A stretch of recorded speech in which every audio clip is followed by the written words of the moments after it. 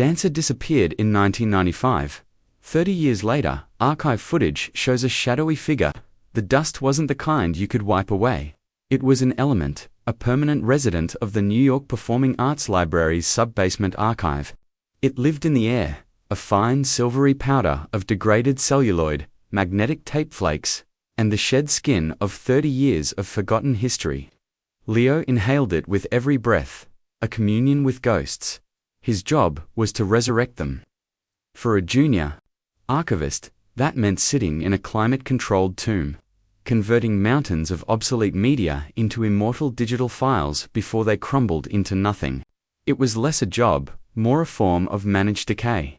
He was working on the Altenberg collection, a donation from the estate of Nikolai Altenberg, the tyrannical, celebrated choreographer who had owned the New York dance scene in the 1990s.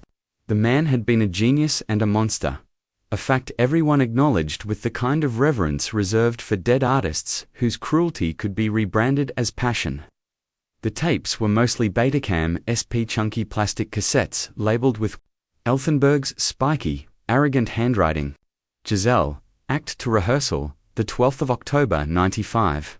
Firebird, Blocking, 10.14, 95. Leo would slot one into the deck, the machine groaning as it accepted the offering, and watched the past flicker to life on his monitor. Mostly, it was tedious. Hours of dancers in sweat-stained leotards repeating the same 8 counts. Altenberg's voice, a serrated Russian growl, barking corrections from off camera. No, Durak, fool. Your line is broken. Are you a dancer, or a sack of potatoes? He'd seen so much footage of tired, hopeful bodies being verbally flayed that the abuse had become ambient noise, the soundtrack to his data entry. But this tape was different. It was labeled simply, Alara, Solo Study, 10.17.95. There was no production title, no act number, just her name. Leo knew the name, of course. Alara Vance, the collection's ghost. The dancer who had vanished. The story was a piece of grim New York folklore. A 25-year-old prodigy, Altenberg's muse, the anointed star of his upcoming magnum opus, Echo and Narcissus. One day she was at rehearsal. The next, she was gone. Her apartment was untouched, her bank account full. The police had treated it as a voluntary disappearance. A young woman cracking under the pressure and running off to start a new life. The papers had a brief, frenzied affair with the mystery, then moved on. It was 1995. People could still just disappear. Leo pressed play. The image was grainy. The colors bled slightly at the edges, a hallmark of the format. A cavernous rehearsal studio, mirrors on one wall reflecting the stark fluorescent lights, a bar running along the other. And in the center, Ilara, even in the low-resolution footage, her presence was electric. She wasn't conventionally beautiful in the placid, doll-like way of some ballerinas. Her face was sharp angles and fierce intelligence, framed by a chaotic halo of dark curls she hadn't bothered to tame. She wore simple black rehearsal clothes, but she moved like she was draped in silk and starlight. The tape was silent. No music, just the whisper of her slippers on the marley floor. She was improvising, a private conversation between her body and the space. Her arms carved the air, her legs sliced and swept. It wasn't just movement, it was a language. A story of longing, of flight, of a joy so fierce it bordered on pain. Leo leaned forward, captivated. He had seen hundreds of dancers on these tapes, all technically brilliant. But Alara had something else. She danced not for the mirror, not for the unseen camera, but for some internal, incandescent reason. He watched, forgetting the progress bar on his digitization software, forgetting the hum of the servers. He was just a man in a dark room, watching a ghost dance. The solo went on for 10 minutes, an unbroken, mesmerizing flow. She ended with her back to the camera, her shoulders rising and falling, her head bowed as if in prayer. She held the pose for a long, still moment. Then, the camera operator, probably Altenberg himself, zoomed in on the reflection in the wall of mirrors. That's when he saw it. At first, It was just a smudge in the periphery, a distortion in the glass. The mirror was old, warped in places, but the camera held the focus, and the smudge resolved. It wasn't a warp, it was a person, a figure, standing in the unlit corner of the studio, just beyond the reach of the overhead lights, almost perfectly swallowed by the shadows. A man. Leo's breath caught in his throat. He paused the tape. He squinted at the screen, his nose inches from the glass. The figure was tall, dressed in dark clothing. A stagehand maybe, a janitor, but there was a stillness to him, a focused intensity that wasn't accidental. He wasn't working. He was watching. His form was a column of pure shadow, but in the reflection, Leo could just make out the pale oval of his face, turned not towards the camera, but locked entirely on Ilara. A chill, cold and sharp as dry ice, snaked up Leo's spine. He played the tape, his eyes glued to the corner of the frame. Ilara, unaware, began another sequence of movements, this time more frantic, more desperate. She was dancing out a different story now, one of entrapment. Her limbs seemed to beat against invisible walls. And in the corner, the shadow man remained, utterly still, a predator watching its prey. The reflection was imperfect. The man's features were a blur, but the intent was crystal clear across 30 years of magnetic decay. It was the cold, patient focus of a spider on its web. Leo's heart was hammering against his ribs. He rewound the tape, back to the beginning of the solo. He played it again, this time ignoring Ilara. He watched only the dark corner of the studio. The figure was there from the start, a silent, constant observer. Had Alfenberg seen him? Was this man supposed to be there? There were no other tapes in the collection that showed anyone just lurking. Rehearsals were sacred, closed spaces. Alfenberg was notoriously paranoid about outsiders. He fast-forwarded through the rest of the tape. It was more of the same. Ilara dancing, the figure watching, but then, in the last few minutes, something changed. Alfenberg, his voice a sudden, jarring intrusion, said from behind the camera, "Enough, Ilara, go home. You are pushing too hard." "I can get it, Nikolai." Her voice was breathless, strained. "You are a vessel, not a god. You will break, go." His tone was final. The camera tilted down to the floor, then shut off, but the tape kept rolling, recording blackness and muffled sound. Leo cranked the volume on his headphones. He could hear the soft padding of Ilara's feet as she walked across the room, the squeak of a door opening and closing. Then, another sound, heavier footsteps. Not Nikolai's. He always wore hard-soled dress shoes that clicked and echoed. These were soft, stealthy, like sneakers on the marley floor. A floorboard creaked, a faint, almost inaudible metallic click. Like a locked. Leo felt the hair on his arms stand up. He was listening to the sound of a trap being sprung, 3 decades too late. The tape hissed for another 30 seconds, a dead, empty sound that felt more terrifying than a scream. Then, it cut out. He sat back in his chair, his hands shaking. The date on the label, October 17th, 95. He pulled out his phone, his fingers fumbling with the screen. He searched Ilara Vance, disappearance date. The articles loaded instantly, a dozen grainy photos of a smiling young woman with dark wild hair. Fears grow for missing dancer Ilara Vance, 25, who was last seen leaving a rehearsal at the Alfenberg Dance Theatre on the evening of Tuesday, October 17th, 1995. The exact day, this tape. This was her last rehearsal. The last time anyone ever saw her dance. He wasn't just watching a ghost, he was watching her final hours. His mind raced. The figure in the mirror. Who was he? Why was he there? Why did no one mention him? The police reports, which Leo had skimmed out of morbid curiosity when he'd started the collection, had been thin. They'd interviewed Nikolai Alfenberg, who claimed Ilara had seemed troubled and unstable in the weeks leading up to her disappearance. They'd talked to other dancers, who spoke of her intensity, her single-minded devotion to her art. The narrative was set. A fragile artist who flew too close to the sun. A tragedy, but a private one.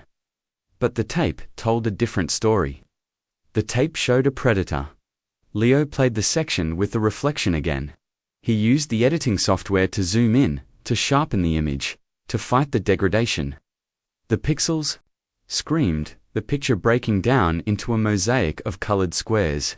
But for a fleeting fraction of a second, as the man shifted his weight, a sliver of fluorescent light caught the side of his face. It wasn't enough for an ID, it was just a hint of a high cheekbone, a strong jawline, the dark socket of an eye.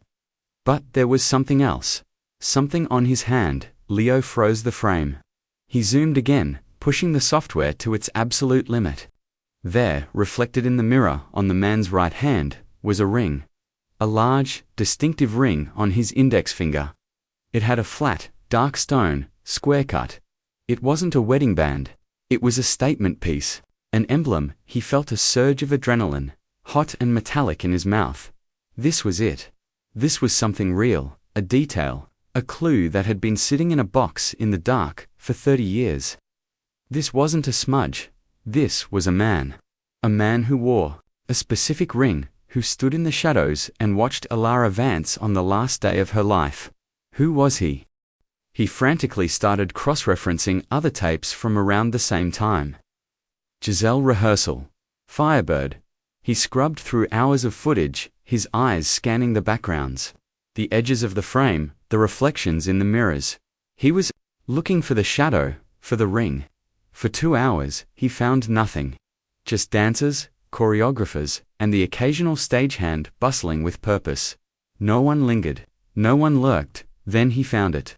On a different tape, dated a week earlier. Echo and Narcissus, partnering work.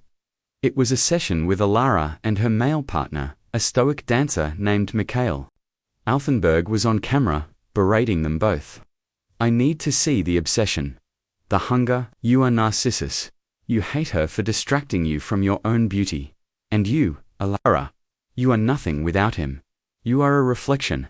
Less and Echo. The tirade went on, but Leo wasn't listening. His eyes were on the background. Seated on a folding chair against the far wall, just outside the main circle of light, were 2 men. One was the company's financial backer, a man Leo recognized from photos. The other was younger, tall, handsome, in a severe, almost cruel way, with dark hair slicked back from his forehead. He was watching the rehearsal with a look of detached ownership, like a prince surveying his domain. He was dressed in an expensive suit, out of place. In the sweaty, functional world of the studio, the camera panned, following Alara as she moved. For a moment, it caught the young man's hand as he gestured to his companion. And there it was. On his right index finger, a large square-cut ring with a dark stone. Leo's blood ran cold. He had seen this man before. His face was older now, lined with wealth and success, but it was unmistakable. He was a constant presence in the city's high society pages.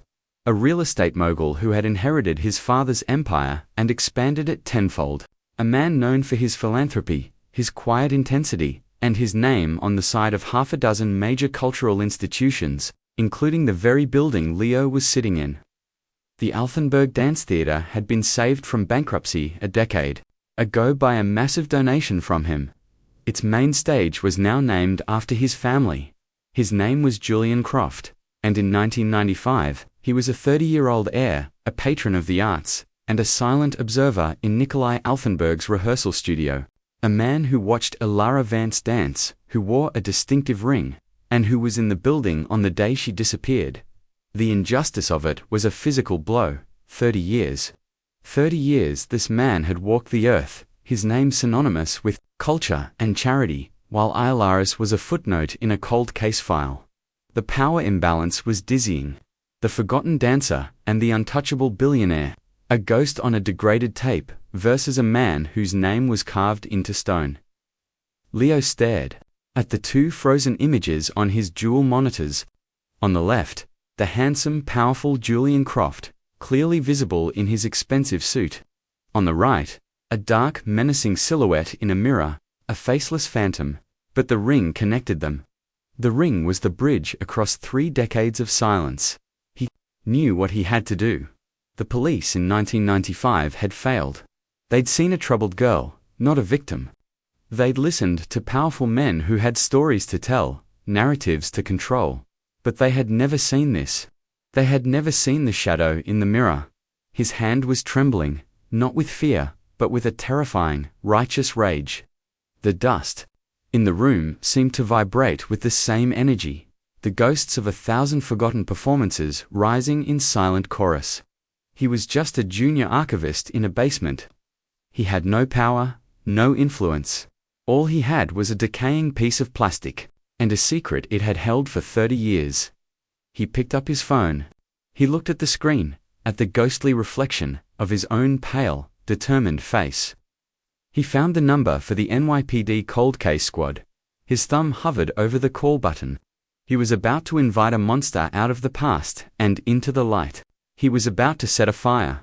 He pressed the button. NYPD cold case, Sergeant Riley speaking. The voice was tired, bored. Leo took a deep breath, the air thick with the dust of the dead. He stared at the face in the mirror on his screen, the shadowy figure locked on its prey. "My name is Leo Ritchie," he said, his own voice sounding strange and distant. "I'm an archivist at the New York Performing Arts Library. I think I've found something. It's about a dancer who disappeared in 1995. Her name was Ella Vance." Detective Frank Morrison hated the Altenberg collection. It felt like trespassing. The man had died, but his suffocating ego lived on in these sterile, climate boxes. 30 years on the force, 15 in cold case, and Frank had learned that most evil wasn't loud. It was meticulous, it was organized, it was catalogued. The boxes, filled with Nikolai Altenberg's life, felt like a monument to a crime he'd gotten away with. The crime, Frank had always believed, was the erasure of Ella Vance. He remembered the case from '95. He'd been a beat cop then, and the whispers in the precinct had been ugly. The girl was a mess, they'd said. An artistic temperament. The Russian choreographer Altenberg had been treated with kid gloves. He was a cultural icon, a friend of the mayor. His story that Alara was volatile, that she'd probably run off with some lover, became the official story. It was cleaner that way. No body, no murder, just a ghost. But Frank had seen the preliminary case file. Ilara's parents, a quiet couple from Ohio, had come to the city, their faces etched with a grief so profound it seemed to bend the air around them. They'd spoken of their daughter's letters. She was happy, she was thriving, she was on the verge of everything she'd ever dreamed of. She wasn't a runner, she was a fighter. Their pleas had been dismissed as the delusions of heartbroken parents. They had died a decade later. Their daughter's disappearance, an open wound that never closed. The injustice of it had stuck with Frank like a shard of glass under the skin. He sat across from the archivist, Leo Ritchie, in a sterile interview room, the kid's nervous energy practically vibrating off the walls. Leo had insisted they meet here, at the archive, where he could control the playback. On the large, high-definition monitor, the ghost was dancing. Frank watched Ella Vance move and felt the old anger rise in him, hot and familiar. She was incandescent. No one with that much life in them just walks away from it. "Okay, show me," Frank said. His voice a low rumble. Leo, his hands surprisingly steady on the keyboard, navigated to the clip. "Watch the mirror." In the back corner, Frank leaned in. He saw the flicker of movement, the shadow detaching itself from the deeper shadows. He saw the focus, the predatory stillness. He'd spent his life looking at bad men. He knew the posture. It was a posture of ownership, of appraisal. This wasn't a stagehand. This was a man who believed the person he was watching belonged to him. "The date on this tape is October 17th, 1995, Leo said, his voice tight. The day she was reported missing, Frank felt a cold knot tighten in his gut. And the audio Leo played the end, Altenberg's dismissal. Ilara's footsteps, the door, and then the other footsteps, soft, stealthy. Frank closed his eyes, listening. He'd heard that sound before. The sound of someone trying not to be heard. The sound of a hunter closing in. The final damning click. "That's a deadbolt," Frank said. opening his eyes, a high-security lock. Not standard for a rehearsal room. I checked the building plans from '95, Leo said, his eagerness battling his nerves. Altenberg had his private studio, this one, soundproofed and fitted with a special lock. He told the board it was for uninterrupted creative focus. Keep people out, Frank murmured. Or to keep someone in. He stared at the screen. The shadow was still there, a permanent stain on the image. You said you saw something else. Leo switched the video feed. The other tape, from a week earlier. Echo and Narcissus. He pointed to the man in the expensive suit. This is Julian Croft. He's a major donor. His family practically owns this place now. Leo zoomed in, the pixels blurring. And this is his ring. He toggled back to the first video, to the warped reflection in the mirror. He zoomed in on the shadow's hand.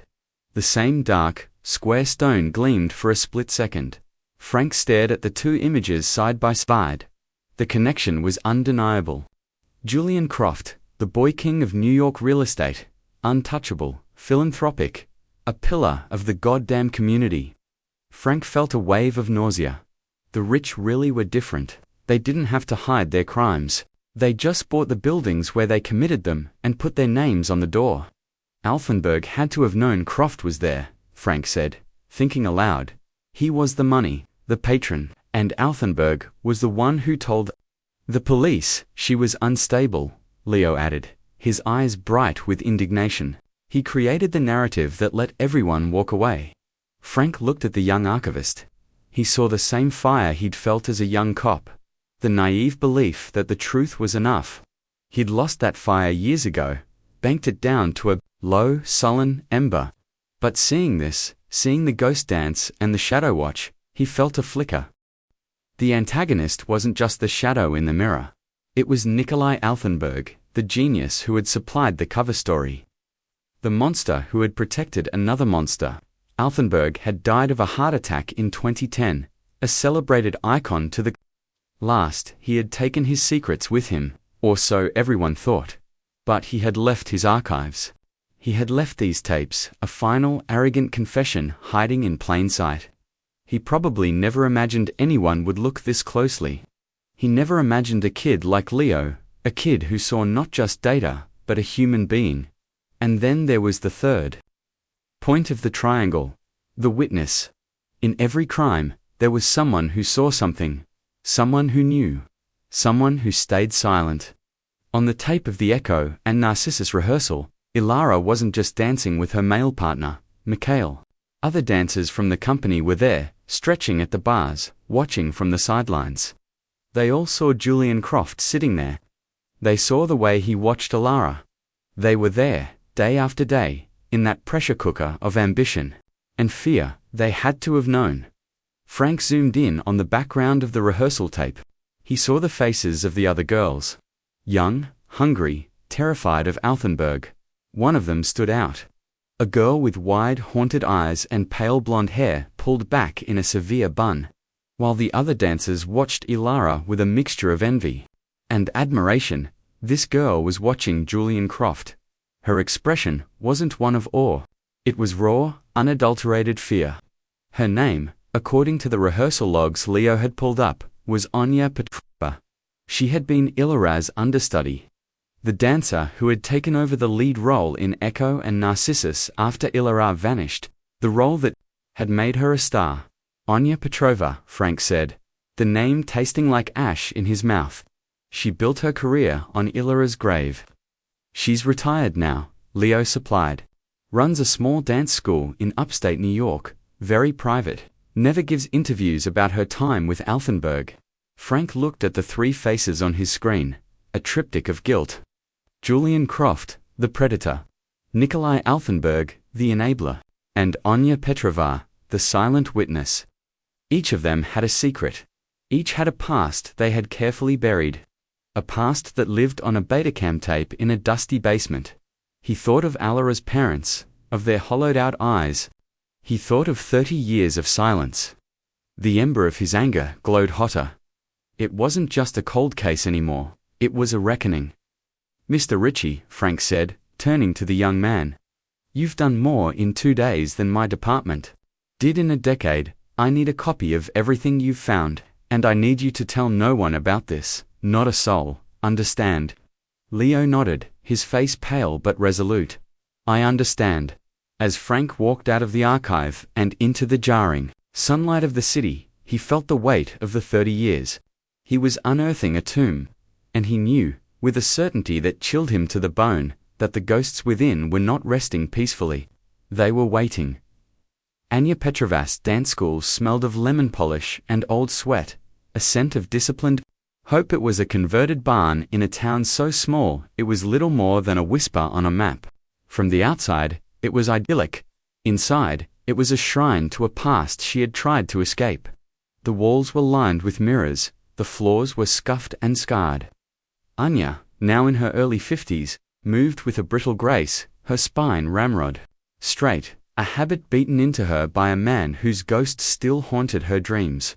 Her face, once a canvas of fear, was now a carefully composed mask of serene authority. She taught ballet to little girls in pink tights, their innocent ambition a constant, painful reminder of her own. She had built this life, brick by brick. A fortress against the memories of 1995, she had her school. Her quiet husband who knew not to ask about the nightmares, her garden. She had peace. It was a fragile peace, but it was hers. Until the man with the sad, tired eyes showed up. He introduced himself as Detective Frank Morrison, NYPD. The name meant nothing to her, but the affiliation sent a jolt of pure, cold terror through her body, a feeling she hadn't experienced in decades. It was the feeling of Nikolai Alfenberg entering a room. This is about an old case, he said, his voice gentle, which only made it worse. About Elada von Sanya felt the floor tilt beneath her. She gripped the bar, her knuckles turning white. That was a long time ago, she managed, her voice a thin, reedy thing. She ran away. It was the official story. The one she had repeated to herself in the mirror for 30 years until it had almost felt true. We don't think she ran away, Anya, Frank said, his eyes holding hers, refusing to let her look away. We think she was murdered. The word hung in the air, obscene and horrifying. Murdered. Anya had never allowed herself to think it, let alone hear it spoken. Disappeared, vanished, gone. Those were the words. They were softer. They were survivable. We have new evidence, Frank continued, his voice relentless. From a rehearsal tape, October 17, 1995, Anya's carefully constructed fortress crumbled. The smell of lemon polish was replaced by the phantom scent of stale cigarette smoke and Ilara's jasmine perfume. The faces of the little girls in pink tights dissolved into the face of Ilara, laughing in the dressing room, her dark curls bouncing.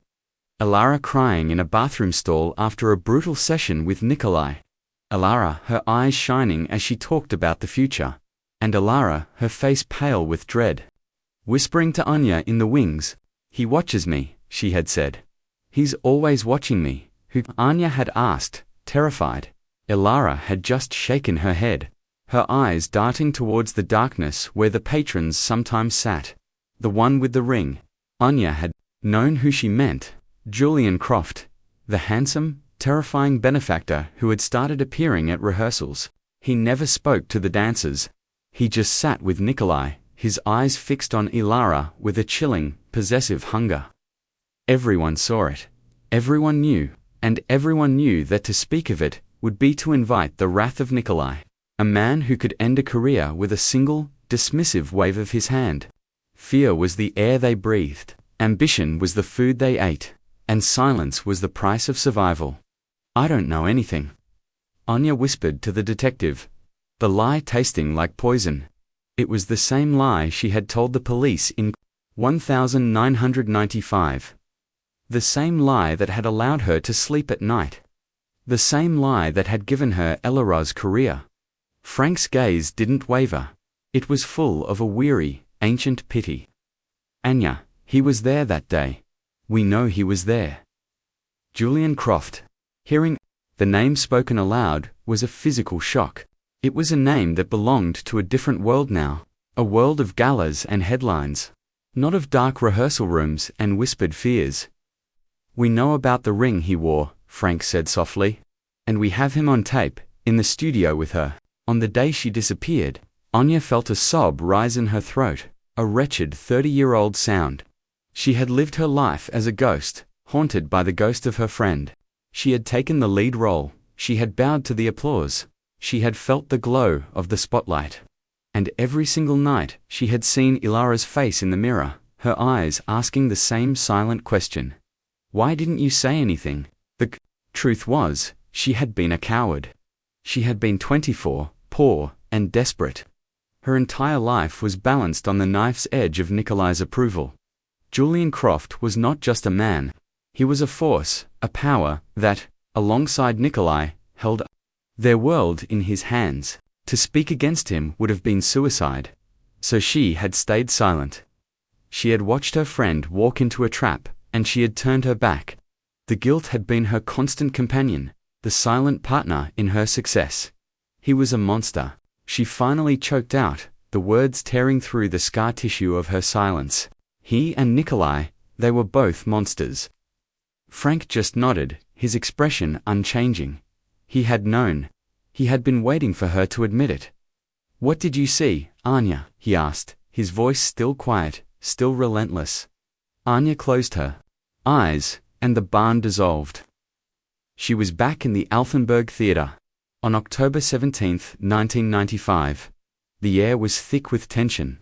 Nikolai had been more brutal than usual that day, pushing Ilara past the point of exhaustion. Julian Croft had not been in his usual chair. He was absent, which was unusual, and his absence was a presence in itself. An unspoken threat. After Nikolai had dismissed her, Ilara had rushed to the dressing room, her face a mask of pale exhaustion. Anya had followed her. Are you all right? She'd asked. Ilara had been throwing her things into her bag, her hands shaking. I have to meet him, she'd whispered, her voice raw with a terror Anya had never heard before.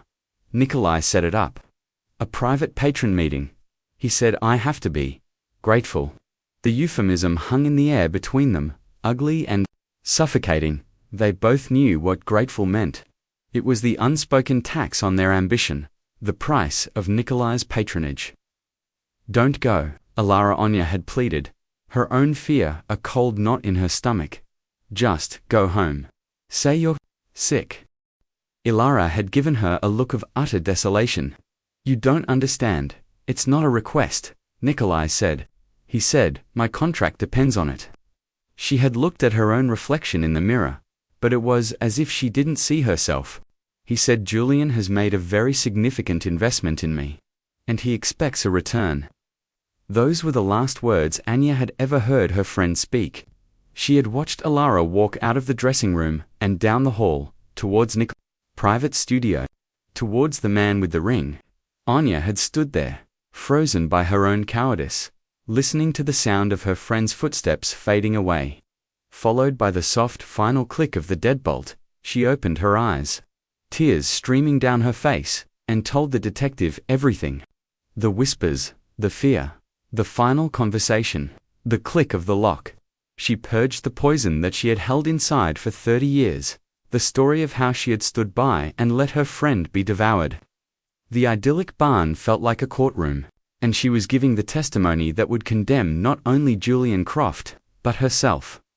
The cost of the truth was the destruction of the fragile peace she had built, but the cost of her silence had been a soul, and she had paid it every single day for 30 years. Julian Croft's office was on the 80th floor of a glass and steel spire that pierced the Manhattan skyline. It was less an office, more a temple. To power, the view was absolute, a god's-eye panorama of the city he owned. The air was still and silent, filtered and cooled to a precise temperature. Nothing here was left to chance. Everything was controlled. Julian himself was the epitome of that control. At 60, he was lean and elegant, his bespoke suit a sheath of quiet confidence. His face was handsome, weathered by success, his eyes the color of old money. The only flash of ostentation was the ring he still wore on his right index finger, the square-cut onyx, a family heirloom. It felt cold against his skin, a permanent reminder. He had been expecting this day for 30 years. Not consciously, perhaps, but in the deep, silent vaults of his mind, where the real accounting was done, he knew that a debt like Alara Vance never truly gets paid off. It only accrues interest, so when his secretary informed him that a detective Frank Morrison from the NYPD Cold Case Squad was here to see him, he felt not a jolt of surprise, but a strange, quiet sense of inevitability. The ghost had finally found its way out of the basement. Detective Julian said, his voice a smooth, cultured baritone. He did not rise from behind his vast mahogany desk. He gestured to the leather chair opposite him, a silent calibration of power. To what do I owe this unexpected pleasure? Frank Morrison was not intimidated. He was a slab of working-class granite in Julian's pristine temple. He looked at Julian with eyes that had seen everything, and he was not impressed by the view. I'm here about Alara Vance, Frank said. No preamble, no pleasantries. Julian allowed a flicker of thoughtful confusion to cross his features. He was an artist in his own right, and his medium was perception. Alara Vance, he mused, tilting his head slightly. The dancer, of course. A terrible tragedy. I remember it well. So much talent. She was Nikolai's great hope. You knew her, Frank stated. It was not a question. I was a patron of the company, Julian corrected, gently. I knew of her, certainly. I admired her work from a distance, as did the entire city. He created a small, sad silence. I believe the theory was that she simply couldn't handle the pressure. A fragile bird, Frank's expression didn't change. He placed a small tablet on the polished surface of the desk and turned it to face Julian. He pressed play. The grainy footage of the rehearsal studio filled the screen. Alara dancing with a fire that seemed to burn through the decades. Julian watched, his face a mask of cool appraisal. Then, the camera zoomed to the reflection in the mirror, to the shadow in the corner, to the glint of light on a familiar ring. Julian's composure did not crack. But inside, a 30-year-old lock rusted shut with fear and arrogance began to groan. He had forgotten about the mirror. In his meticulous planning, in his absolute control, he had forgotten about the goddamn mirror. We have a witness, Julian, Frank said, his voice low and even. Anya Petrova, she remembers you. She remembers the way you watched Alara, and she remembers Nikolai Alfenberg setting up a private meeting for you with her on the night she disappeared. In his studio, the one with the special lock, Julian felt a cold prickle of sweat on his neck, but his expression remained one of polite, bewildered concern. Detective, this is an extraordinary accusation. Anya Petrova was the girl's understudy. If I recall, there were always rivalries, jealousies, and Nikolai. Nikolai was a master manipulator. He pitted his dancers against each other. It's a sad, but not uncommon, story. He was weaving the old narrative, the one that had worked so well in 1995. This isn't about jealousy, Frank said, his voice hardening. He swiped the screen, and a new image appeared. A digital scan of a page from a diary. The handwriting was elegant, looping Ilara's. Her parents kept her journals. We've had them all this time, we just never knew what to look for. But a young archivist found that tape, and he gave us a name to search for. He pointed to an entry dated October 12, 1995, 5 days before she vanished. JC was at rehearsal again today. He never speaks, he just watches. Nikolai says he is our savior, that I must be kind to him. But the way he looks at me, it's not like he's looking at a person. It's like he's looking at a thing he has bought. There is something broken in his eyes. A beautiful, empty coldness. It terrifies me. Julian stared at the words, at the looping script that seemed to curl around his throat. He remembered that day. He remembered the feeling of watching her. The absolute certainty that she belonged to him. He had paid for her. Nikolai had been bleeding the company dry, and Julian's family money had been the transfusion. He hadn't just bought costumes and new flooring, he had bought the talent, he had bought her. It was a simple transaction, as clean as a real estate deal. But she hadn't seen it that way. In her foolish artistic arrogance, she had believed she owned herself. The conflict had escalated over weeks. He had attended more rehearsals. He had made his presence known, a silent, constant pressure. He had Nikolai in his pocket. The old Russian was a genius on the stage, but a fool with money. He was terrified of losing Julian's patronage. He had become Julian's procurer. "She's a wild thing." Nikolai had warned him, his voice slick with a conspiratorial mix of fear and greed. "You cannot tame her, you can only break her." The advice had resonated with a dark, ugly part of Julian he rarely acknowledged. The part of him that had inherited not just his father's money, but his father's appetites. The belief that anything could be had for a price, and that anything that couldn't be bought must be destroyed. He had arranged the meeting through Nikolai.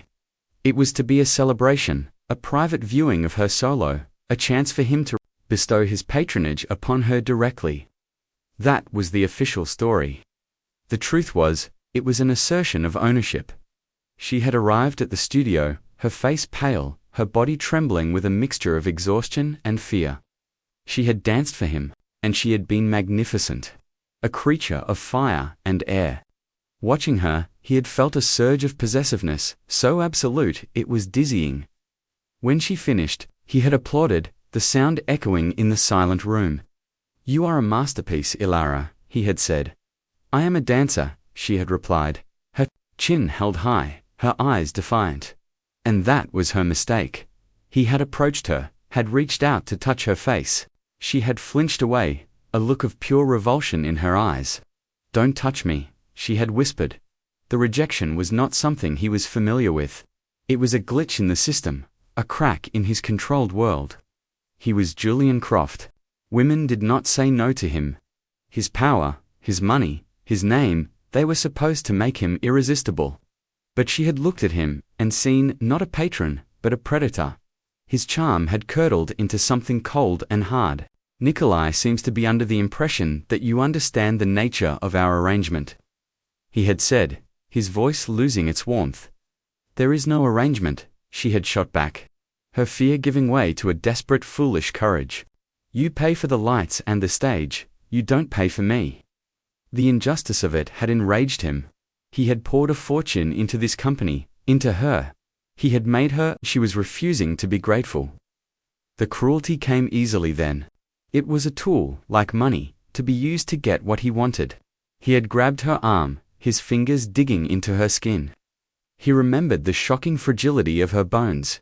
What happened next had always been a blur in his mind, a sequence of events. He had locked away in a soundproofed room.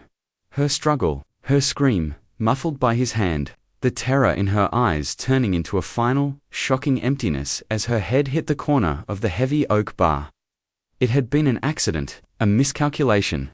He had not meant to break her so completely. The silence that followed was the loudest sound he had ever heard. The vibrant living thing that was Ilara Vance was gone. In its place was just a body, a problem to be solved. Nikolai had helped. Of course, he had helped. His entire world depended on Julian. They had wrapped her in a roll of old Marley flooring from the storage closet. In the dead of night, they had carried her out to Julian's car. They drove out of the city, to one of the Croft Corporation's new construction sites on the edge of the wetlands. A foundation was being poured the next morning for a new luxury development. It was a deep, dark, empty space.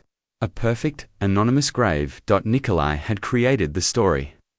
The fragile artist, the emotional breakdown, it had worked perfectly. The world moved on. He, Julian, had continued to build his empire, and Ilara Vance became a ghost, buried under 1,000 tons of concrete and steel. Now that ghost was sitting across from him, wearing a detective's cheap suit, and looking at him with eyes that knew everything. Frank Morrison swiped the tablet. Screen again, a new document appeared. A sworn affidavit from Anya Petrova, detailing the conversation in the dressing room. The fear in Ilara's eyes, the click of the deadbolt.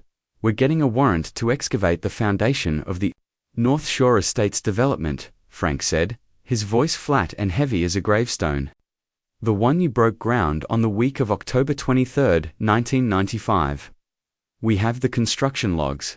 We know the concrete was poured at 5 a.m. on the 20th. It gives us a 48-hour window. Julian Croft looked out the window of his 80th floor office. He looked down at the city spread below him like a blueprint of his own success. He had built this world. He had controlled every variable. But he couldn't control the past. He couldn't control the dead. A dancer's diary, a forgotten tape, a witness's guilt. The conspiracy of silence was broken. He looked back at the detective. For the first time in 30 years, the mask of Julian Croft shattered. And what lay beneath was not a monster of grand, operatic evil. It was something far more pathetic. A spoiled, petulant boy who had broken his favorite toy and had his father's fixer clean up the mess. She shouldn't have said no, he whispered.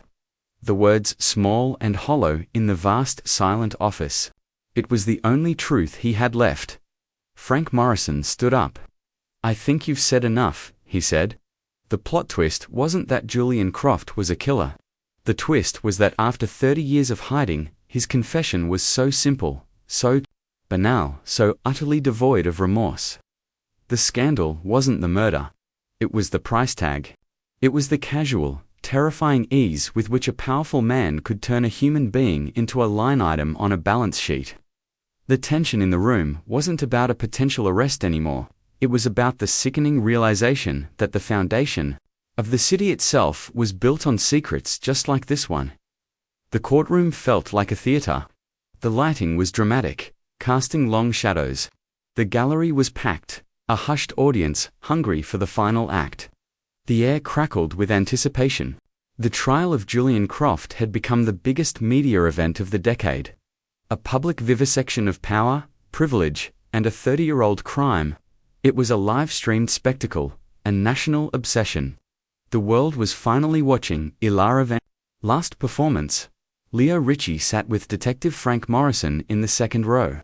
He felt strangely disconnected, as if he were watching a movie that he had somehow written.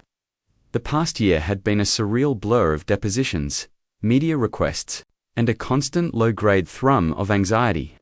He was no longer an anonymous archivist. He was the man who found the tape. A reluctant hero in a story he never wanted to be a part of. The prosecution's case had been methodical, devastating. They had presented the tape, the shadow in the mirror looping on a giant screen for the jury to see, a silent, damning ghost. They had read Elaro's diary entries, her elegant script, a voice from the grave, narrating her own rising terror. Anya Petrova had testified, her voice trembling but clear. Her confession of silence, a powerful indictment of the culture of fear that Nikolai Altenberg had cultivated, and Julian Croft had exploited. But the most damning evidence had come from the earth itself. The excavation at the North Shore Estates had been a macabre piece of performance art. Under the glare of television lights, jackhammers had shattered the 30-year-old concrete. And there, wrapped in the decaying shroud of a roll of marley flooring, they had found her. The forensic anthropologists had testified that her skull had a fracture consistent with a blunt force impact. The point of impact matching the sharp corner of a standard ballet bar. Ilara Vance had not run away. She had been thrown away, a piece of trash buried under a monument to wealth. Now, it was the defense's turn. Their strategy was predictable and vile. They were not trying to prove Julian's innocence. They were trying to assassinate Ilara's character. They painted her as a mentally unstable, promiscuous, and manipulative social climber. They brought in a string of experts to talk about the pressures of the dance world, to suggest she was prone to hysteria. They were putting the victim on trial, a tactic as old and as rotten as the patriarchy itself. The defense's star witness was to be Julian Croft himself. He took the stand looking not like a murderer, but like a martyr. His suit was somber, his face etched with a noble sadness. His lawyers had coached him well. His story was a masterpiece of gaslighting. Yes, he had a meeting with Ilara, but it was at her request. She was obsessed with him, he claimed. She saw him as her ticket out of Altenberg's grasp. When he had gently rebuffed her advances, she had become hysterical. She had attacked him. She had slipped, he said, his voice breaking with practiced sorrow, and had tragically hit her head on the bar. It was a horrifying accident, he said, looking the jury in the eye, his own eyes glistening with unshed tears. I panicked. I was young, foolish. I knew how it would look. Nikolai advised me. He said it would ruin me, ruin the company. He said the best thing to do was to make it go away. I have lived with that regret, that terrible secret, every day of my life. It was a brilliant performance. He was Julian Croft, the victim. The man who had been burdened by a terrible secret to protect the legacy of a great artist. Leo could feel the jury wavering. He could feel the narrative shifting. In a world that loved to punish ambitious women, Croft's story was seductive. The prosecutor began her cross-examination. She was a sharp, no-nonsense woman named Alicia Reed, and she had been waiting for this moment. She let him repeat his story, letting him dig his own grave. Then, she walked slowly towards the witness stand. Mr. Croft, she said, her voice quiet but carrying to every corner of the silent courtroom. You've painted a very vivid picture of a tragic accident. A story of panic and regret. But there's one detail I'm curious about. She paused, letting the tension build. You testified that after this accident, you and Mr. Alf wrapped Ms. Vance's body in a roll of flooring. Is that correct? Yes, Julian said, his voice cautious. As I said, we were in a state of panic. And then you put her in your car and drove her to a construction site in the middle of the night. Yes, I am deeply ashamed of it. I'm sure you are, Reed said, her voice dripping with ice. But here's what I don't understand. The construction logs show that the foundation was an empty pit on the night of October 18th. Concrete was not poured until the morning of the 20th. You had a day and a half. If it was a tragic accident, and your only crime was a panicked cover-up, why didn't you just leave her there? Why go back? Julian's composure flickered. I don't understand the question. Oh, I think you do, Reed said, her voice rising. Forensics found something else on the marley flooring she was wrapped in, something that wasn't there on the 18th. She turned to her associate, who placed a large evidence bag on the table. Inside was a single, withered, and pressed flower. A black dahlia. The coroner testified that this flower was placed inside the wrapping with the body, Reed said, turning back to Croft. It was not something that could have gotten there by accident. It was placed there deliberately. Does this flower have some significance to you, Mr. Croft? Julian stared at the flower, and for the first time, the mask of control shattered completely. His face went pale, a waxy, sickly white. Reed didn't wait for an answer. She turned to the jury. The Black Dahlia, she said, her voice ringing with outrage. The famous, unsolved Hollywood murder from the 1940s. A beautiful, ambitious young woman, an actress, whose body was brutalized and left for the public to find. A case that has become a symbol of celebrity, obsession, and the ultimate act of misogynistic violence. A case that Julian Croft's own grandfather, a Hollywood studio head, at the time, was rumored to be a person of interest in, though he was never charged. A wave of shock rippled through the courtroom. This wasn't panic, Mr. Croft. Reed thundered, pointing a trembling finger at him. This was a signature. This was a statement. You didn't just dispose of a body. You curated a crime scene. You went back to that pit, and you placed that flower on her body, turning your pathetic, violent act into some kind of sick, generational masterpiece. You weren't covering up an accident. You were celebrating a murder. You weren't a panicked young man. You were a predator, just like your grandfather, signing your work. Julian Croft stared at the black flower, his face a canvas of pure horror. He wasn't horrified by his crime. He was horrified that he had been caught. That his most secret, most intimate act of cruelty had been exposed to the world. The flower wasn't just a signature, it was a confession he had buried for 30 years. Believing it would be his secret forever. He opened his mouth, but no sound came out.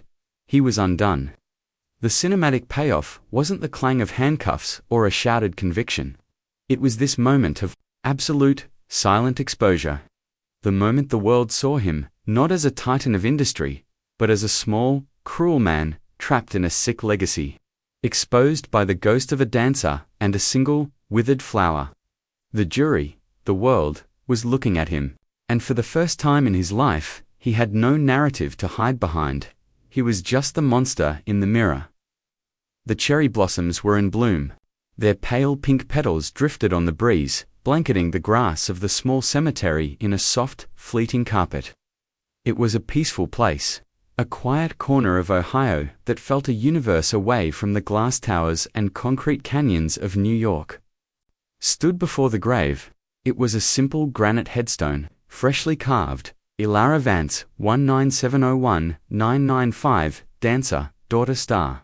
Finally home, he had never met her. Yet he felt he knew her more intimately than anyone. He had watched her dance, read her private thoughts, and fought for her justice. Her ghost had lived in his head for the past 2 years. Seeing her name carved in stone, giving her a final physical place in the world, felt like a release. Frank Morrison stood beside him, his hands shoved in the pockets of his worn trench coat. He looked older than he had 2 years ago, the lines around his eyes deeper. The trial had taken its toll on everyone. Julian Croft got life without parole, Frank said, his voice a low rumble. He'll die in a cage. It's not enough. But it's what the system offers. And Anya Petrova, Leo asked. She got a deal for her testimony. Immunity.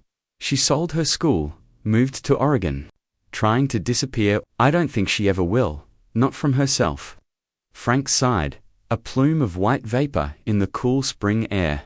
There's no clean ending to a story like this. Too many broken pieces. He was right. The verdict had been a victory, but a hollow one. It couldn't bring Ilara back. It couldn't erase 30 years of silence, 30 years of a mother and father's unanswered grief. The emotional echo of the crime was a permanent part of the landscape now. After the trial, Leo had quit his job at the archive. He couldn't go back to the basement, to the silent communion with ghosts. He had spent too long with one to ever see it as just data again. He was writing a book now, a biography of Ilara, not of her death, but of her life. He wanted the world to remember her for the fire of her dancing, not the coldness of her end. He was using the advance to set up a small foundation in her name, a scholarship for young dancers who didn't have the benefit of a wealthy patron. A way to fight the system of patronage and power that had consumed her. It was a small gesture, but it felt right. They stood in silence for a few minutes, watching the petals fall. A car pulled up on the narrow cemetery road. A woman got out. She was in her late 40s, with Ilara's dark wild hair, now threaded with silver, and the same sharp, intelligent eyes. It was Ilara's younger sister, Maya. She had been a teenager when Ilara had disappeared, and she had attended every single day of the trial, a silent, stoic witness to her family's pain. She approached the grave and laid a small bouquet of wildflowers at its base. She looked at Leo and Frank, and for the first time, Leo saw a glimmer of a smile on her face. It was a sad smile, but it was there. "Thank you," she said, her voice soft. "My parents, they never gave up hope." Not really, they died thinking she might just walk through the door one day. It's better, knowing it's awful, but it's better than the not knowing. She looked at the headstone. Now they can rest. And so can she. She told them she was planning a memorial, a dance performance in her sister's honor. Dancers, from all over the country, inspired by the story, had offered to perform for free. They were going to celebrate Ilara's life, her art, her fire. They were going to dance for the ghost. As Maya spoke, Leo looked at the name on the stone. The cost of the truth had been immense. It had shattered lives, destroyed a reputation, and unearthed a horror that had tainted everyone it touched. But the cost of silence had been higher. It had been the erasure of a life. He thought of the final image on the tape, Ilara, her back to the camera, her shoulders rising and falling after her solo, her head bowed as if in prayer. It was the image of an artist giving everything she had to her craft, and in the mirror, the shadow watching, waiting to take it all away. The trial had brought a kind of public justice. But the true healing, The bittersweet aftermath was here. In this quiet cemetery, with the falling petals and the promise of a dance. It was in the act of remembrance. In the refusal to let her be forgotten. The world had tried to reduce Lara Vance to a tragic headline, a buried secret. But her spirit, the soulfire Leo had seen on that grainy tape, had refused to be extinguished. It had echoed across 30 years, waiting for someone to listen. And now, finally, the world was dancing to her song. The ghost was at peace.